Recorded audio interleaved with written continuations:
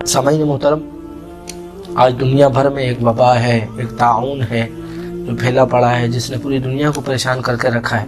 دنیا کی بڑی بڑی اکانومی رکھنے والے ملک آج پریشان ہیں، جس میں امریکہ تو کیا، اٹلی کیا ہے، چائنا کیا، فرانس کیا، روس کیا، بڑے بڑے ممالک انڈیا کیا، سب پریشان ہوئے ہیں، اور اس وبا نے دنیا کے اکثر ممالک کو اپنی لپیٹ میں لیا ہوا ہے۔ لیکن یاد رکھیں کہ کوئی بھی وبا ہو، کوئی بھی مرض ہو، کوئی بھی بیماری ہو، وہ اللہ کی طرف سے ہوتی ہے۔ بیماری کا خالق بھی اللہ ہوتا ہے، اور اس کی شفا بھی اللہ ہی کی طرف سے ملتی ہے۔ اور اس طرح پوری انسانیت کو ایک وبا میں مبتلا کر دینا، اور پوری انسانیت کا اس وبا میں مبتلا ہو جانا، تو یہ اس بات کی علامت ہے کہ اللہ رب العالمین، ویسے تو جو غیر مسلم ہے، غیر مسلم ہونا ہی ان کا اللہ کی ناراضگی کا سبب ہے، لیکن اس کے علاوہ بھی کہیں بہت ساری ایسی ناراضگیاں ہیں جن ناراضگیوں نے اللہ رب العالمین کی رحمت کو ہم سے دور کر دیا ہے، اور آپ دیکھ رہے ہیں کہ پوری دنیا اس سے پریشان ہے۔ تو دنیا میں جہاں مختلف نسخے نکل رہے ہیں، مختلف جو احتیاطیں ہیں وہ بتائی جا رہی ہیں، تدابیر بتائی جا رہی ہیں، وہاں پر یہ بات بھی ذہن نشین کی جائے کہ ہمیں اللہ رب العالمین کو راضی کرنے کے لیے بھی کچھ کرنا چاہیے۔ اچھا، اس میں دنیا کے جو حکمران ہیں وہ اپنی اسٹریٹجی اور اپنا وہ ایک پلاننگ اور اپنی ایک تدابیر اور اپنا ایک پلان دنیا کو دے رہے ہیں۔ مسلم امہ کے جو حکمران ہیں، میری رائے یہ ہے کہ وہ اپنا جو اسلامی مشن ہے وہ دیں۔ قرآن مجید آپ پڑھ کر دیکھیں، قرآن مجید میں پچھلی امتوں کا ذکر ہے، ان کے عذابات کا ذکر ہے، ایک خاص قوم کا ذکر ہے، قوم نینوا جو موسیٰ کے مقام پر موجود تھی، حضرت یونس علیہ السلام کی قوم، اس قوم کا ذکر خاص کر اللہ تعالیٰ نے قرآن میں ذکر فرمایا ہے۔ اس قوم کا اس لیے میں قصداً ذکر کر رہا ہوں کہ اس قوم سے اللہ تعالیٰ نے اپنے عذاب کو دور کیا۔ حضرت موسیٰ علیہ السلام کی جو قوم ہے بنی اسرائیل، اس پر بھی اللہ تعالیٰ نے کوہ طور کو بلند کیا تھا۔ اللہ تعالیٰ قرآن مجید میں ارشاد فرماتا ہے نا کہ وَرَفَعْنَا فَوْقَكُمُ الطُّورَ، ہم نے تم پر طور کو بلند کیا۔ تو ان پر وہ عذاب نہیں تھا، وہ ڈرانے کے لیے ایسا ہی کیا گیا تھا تاکہ یہ مان لیں، لیکن جو یونس علیہ السلام کی قوم ہے ان پر باقاعدہ عذاب آنے والا تھا، عذاب کے آثار نمودار ہو گئے تھے۔ حضرت یونس علیہ السلام نے اپنی قوم کو ڈرایا، لیکن وہ نہیں ڈرے، وہ نہیں مانے، بت پرستی انہوں نے نہیں چھوڑی، تو آپ نے ان کے لیے دعا کر دی، اور دعا کرنے کے بعد آپ پھر شہر چھوڑ کر دریا کی طرف چل دیے، دریائے ستلج کی طرف آپ نکل گئے۔ تو جب آپ دریا کی طرف نکل گئے، حضرت یونس علیہ السلام کی قوم نے جب صبح اٹھ کر دیکھا، اب اس روایت کو تفسیر در منصور میں، اسی واقعے کو تفسیر خازن میں، تفسیر کبیر میں، جید جو مفسرین کبار مفسرین ہیں انہوں نے اپنی تفاسیر میں ذکر فرمایا ہے۔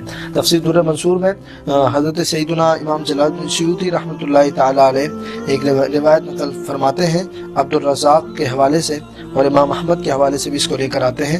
فرماتے ہیں کہ حضرت یونس علیہ السلام جب اپنی قوم کے پاس گئے اور اپنی قوم کو آپ نے سمجھایا کہ عذاب آ جائے گا اگر تم بت پرستی کو نہیں چھوڑو گے، انہوں نے نہیں مانا، تو فلما کان یومئذ خرج یونس علی نبینا علیہ السلام، حضرت یونس علی نبینا علیہ السلام وہاں سے نکل پڑے۔ تھوڑا سا اس میں الگ ایک کلام ہے کہ یونس علیہ السلام تھوڑا جلدی نکل گئے، لیکن آپ وہاں سے بستی چھوڑ کر نکل گئے۔ جب وہاں نکلے تو قوم نے جب صبح کی، انہوں نے دیکھا ففقدہ قومہ، آپ کی قوم نے آپ کو نہیں پایا۔ جب نہیں پایا تو وہ گھبرا گئے، قوم گھبرا گئی، اور قوم نے دیکھا کہ اب عذاب آنے والا ہے۔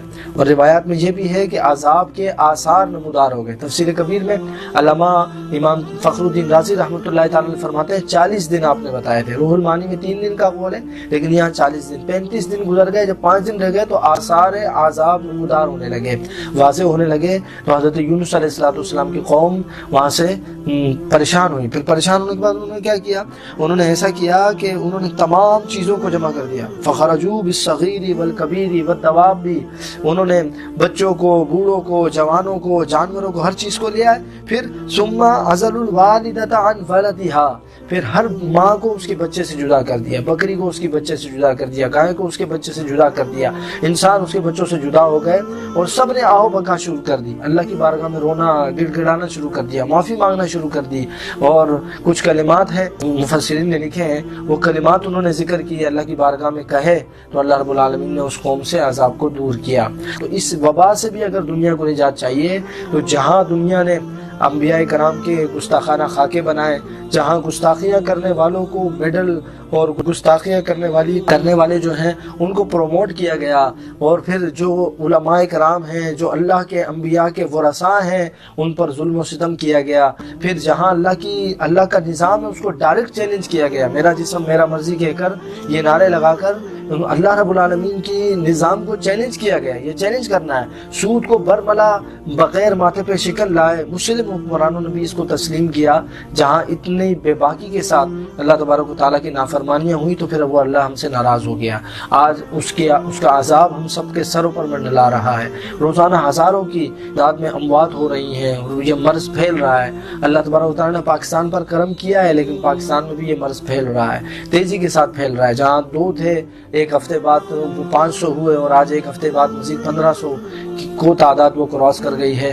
تو میرے بھائیوں، اللہ رب العالمین کی بارگاہ میں سر پر سجود ہونے کی ضرورت ہے، تسبیحات پڑھنے کی ضرورت ہے۔ حکمرانوں کو ہمارے چاہیے کہ وہ مکہ مدینہ بند نہ کریں، بلکہ سارے مل کر اجتماعی طور پر اللہ اور اس کے رسول کی بارگاہ میں جائیں، رسول اللہ کی بارگاہ میں جائیں، اس کا جو فرمان ہے اس پر عمل کریں، اور حضور کی بارگاہ میں جا کر سفارش کروائیں اللہ کی بارگاہ میں۔ اللہ رب العالمین اپنے حبیب کے صدقے ہم پر رحم فرمائے اور اس عذاب کو دور کرے۔ تو اس مقصد سے میں نے آپ کو تفصیلاً یہ قصہ آپ کو سنایا۔ آگے آخری پیغام اللہ تعالی ہم سب کو سمجھا رہا ہے، یہی قرآن کا مقصد ہے تا قیامت سب کے لیے۔ فرمایا وَكَذَلِكَ نُنْجِي الْمُؤْمِنِينَ، اسی طرح ہم ایمان والوں کو نجات دیں گے۔ یہ ننجی جمع مذکر جمع متکلم کا صیغہ ہے فعل مضارع کا، جمع متکلم فعل مضارع، ان فیوچر بات ہو رہی ہے کہ اگر ایمان والے ایسا کریں گے تو ہم ان کو نجات دیں گے۔ ہم سے خطائیں بہت ہوئی ہیں، ہمیں اس بات کا اظہار ہے، اقرار ہے، ہم مانتے ہیں، ان خطاؤں پر آج اللہ کو پکارنے کی ضرورت ہے۔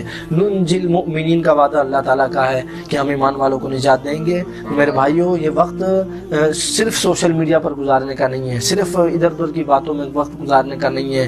2-4 دوست بیٹھ گئے، گھر میں بیٹھ گئے اور میڈیا پہ لگے ہوئے ہیں، سوشل میڈیا پہ اپنے موبائلوں پر وقت ضائع کر رہے ہیں، بلکہ تسبیحات پڑھنے کا ضرورت ہے۔